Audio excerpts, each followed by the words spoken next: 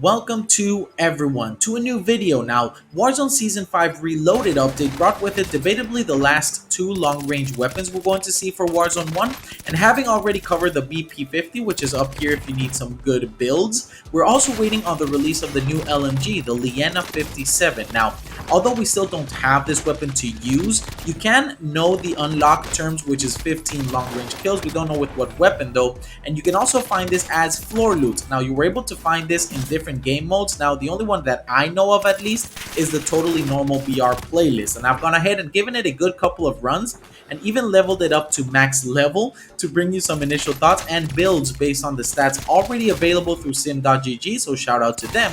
So let's talk about how this might become the most broken meta to end Warzone 1 with. So right up front, the most broken piece of this build is compressed rounds. Now, we know of another weapon, the Cooper Carbine, that has this ammunition type, and we know how good it is and how much it helps the weapon become way more forgiving and give it a nice TTK boost as a byproduct of the increased fire rate. So the Lienna 57 also has this ammunition type, and it's going to be a really influential part of why it's going to be so broken. Now, to add to the reasons here, this is especially strong in the Lienna 57 because the perk 1 category is filled with undeniably the most overpowered set of recoil control options.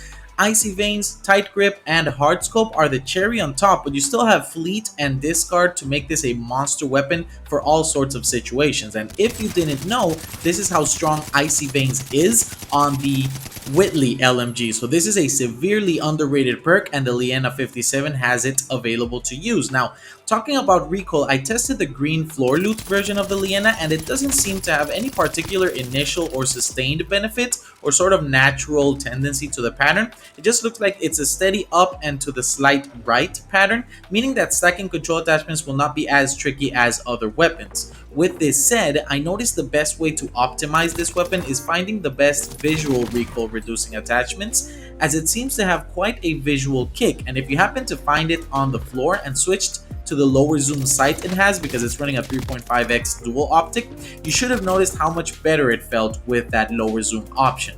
But now that we know that, let's look at the stats. So I created 4 versions of the Lienna and took Sim's suggested build, which is already on the page, to compare the TTKs, pretty much combining compressed with the regular rounds and with the harder to use rounds, and then the easier to use rounds, and then all those rounds with lengthened, and you know the deal, all that jibby jammy.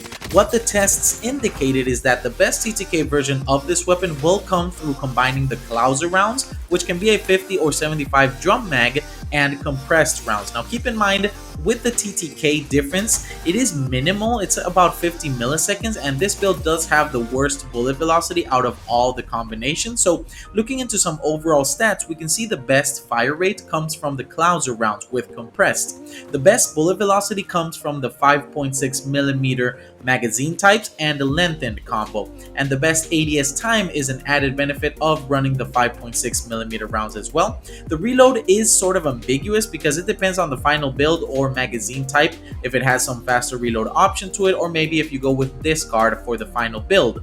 Now, the best control without any attachments comes from the Clouser and the lengthened combo, which is rather obvious since compressed rounds affects the recoil a little bit.